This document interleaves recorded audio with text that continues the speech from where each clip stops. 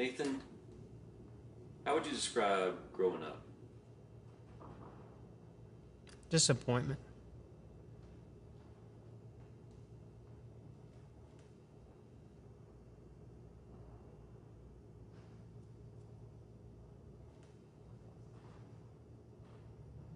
My story begins shortly after birth. Divorce between my biological parents at 2. Divorce between my mother and stepfather when I was 8. And afterwards, my mother had fallen into some addiction issues. So my stepfather raised me. Grew up in a small community in western Kentucky, and everybody I knew had mom and dad at home. Everybody I knew seemed to have this picture-perfect life. They were going to grow up and play sports or exceed academically, and mom and dad were going to be there to cheer them on. I didn't have that. I heard people talk about God and how great He was, but He didn't seem great in my life.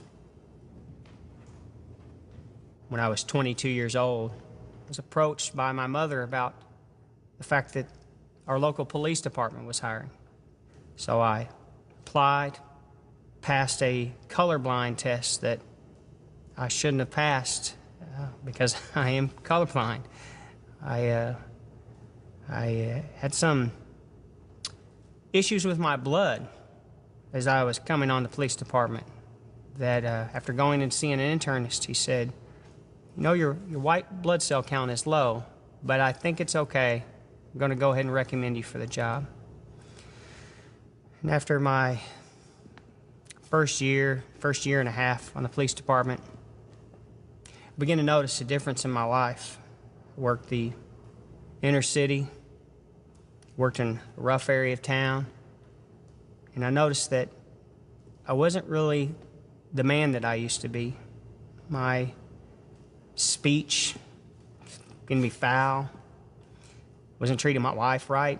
Was a jerk. And I can recall one morning coming home from third shift, hadn't even taken off my uniform. I sat down at the kitchen table with my Bible. I was determined to do some devotions. And instead of really going through my regular routine, I can recall just having an honest moment with God and saying, "God, I'm in this rut. I'm not who you want me to be. And I don't know how to fix it. I don't know how to get myself out of it." And it's one of the very few times in my life that I felt like I could hear God audibly say, "Nathan, you have cancer. It's okay. It's going to be okay. Go wake your wife up and tell her." Wasn't the answer I was looking for. I felt crazy. I did not go and wake my wife up and tell her. Who wants to do that? But it wasn't very long after that I started noticing that physically I was just run down. I was bruising very easily. My gums would bleed when I brushed my teeth. And in January of '04, I finally went to an oncologist, and they confirmed that I had acute myelogenous leukemia. And not only did I have leukemia, but it was very advanced, and I was not doing well. So I immediately started chemotherapy, went through 1 full round, then 2 full rounds that got me into the hospital with pneumonia. Nothing was working.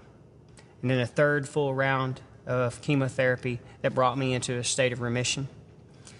And after treating such aggressive leukemia, all the doctors said, "You need a stem cell transplant." I didn't have any siblings. So I was entered into the World Bank, 5 million people at the time, and I had no match.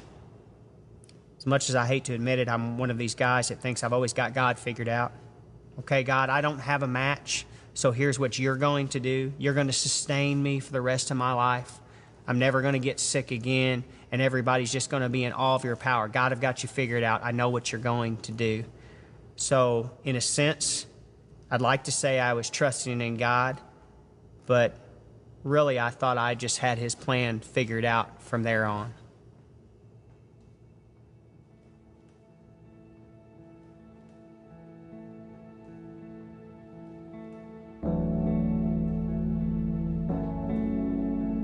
my mother then spoke up and said, you know, you have a brother that was given up for adoption when he was born. He was young. He's younger than you. I didn't feel like I could raise 2 children. All the doctors agreed, we have to find this brother.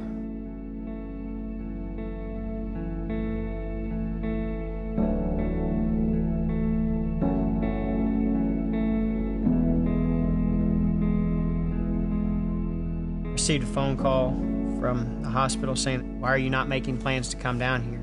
Well, I don't have a match. He said, yes, you do. Your brother's the match. He's a really good match. So I received a stem cell transplant.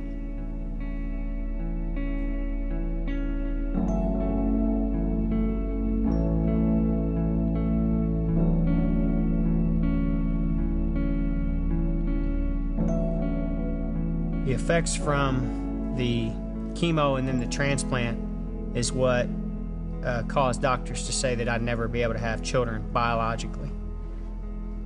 But we did feel like God was telling us to prepare for a child. The week before Thanksgiving of 2008, I was meeting with other Christian police officers. I can recall telling them, pray for us. We're childless and we're getting ready to enter the holidays. And we thought we'd have a child by now. And another detective walked in and said, you're wanting to adopt, aren't you? I had no idea how she knew I was wanting to adopt. I said, yeah. She said, well, there's a girl. She's 12 years old. She's been raped. She didn't know she was pregnant, but she went to the hospital and she gave birth. And that child has nowhere to go. And I knew that moment. I called my wife. I said, here's the deal. I didn't even know the whole story. Before I could finish the story, my wife said, that's it. That's our son. So that was Thursday at 2:30. By Friday at 4:30, he was our son. We were able to get the paperwork. We were able to get it signed in front of a judge. We went to the hospital to be with our baby boy. And then, a year after that, we biologically had a girl, despite being told that we weren't able to. Then a year after that, we biologically had another girl, despite being told we weren't able to.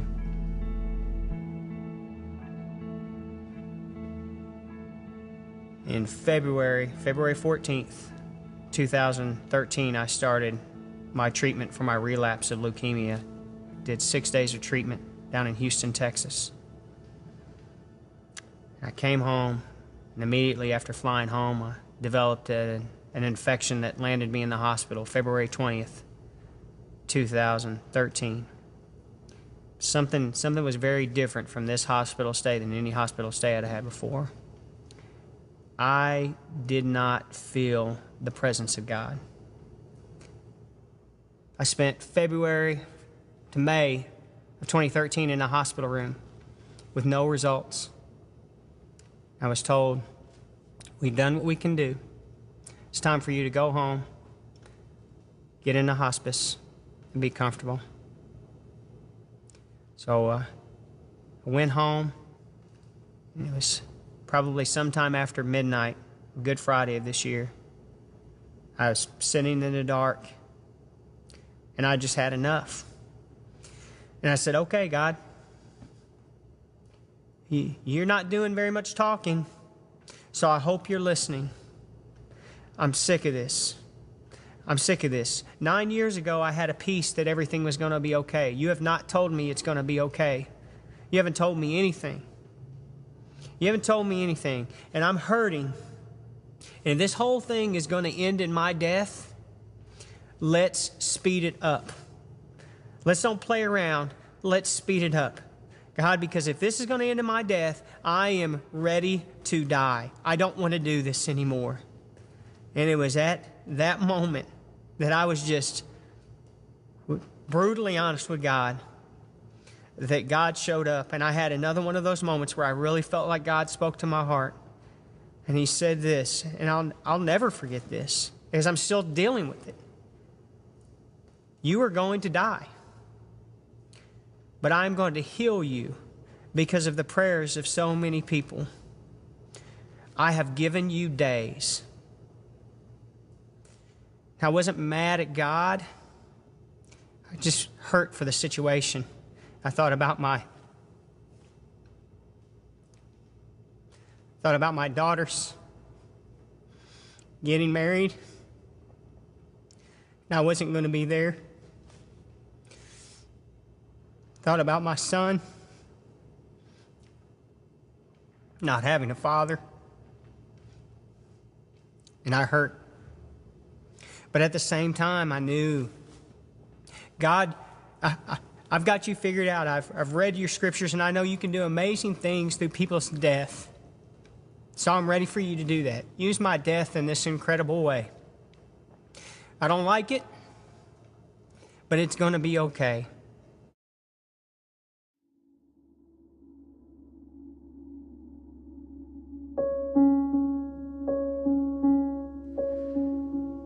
It's been a long road. Everything that's happened in my life should have made me realize I am praying far too small. This God can do so much more than what I can even wrap my mind around. I think now I'm just now getting to the point in my life where I understand that God is desiring for me to pray big things, for my heart to desire to see Him exercise His awesome power for His glory.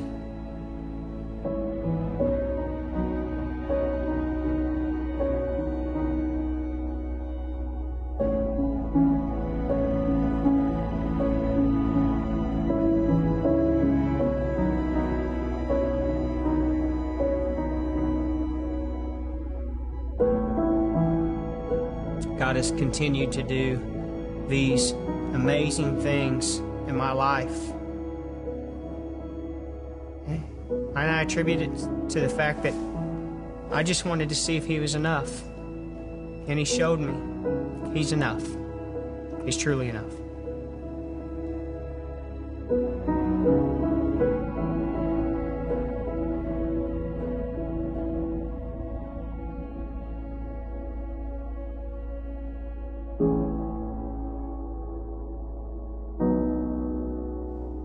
How would you describe your life since this encounter with Christ? Abundant. I've been given an abundant life. My name is Nathan Schroer, and I am second.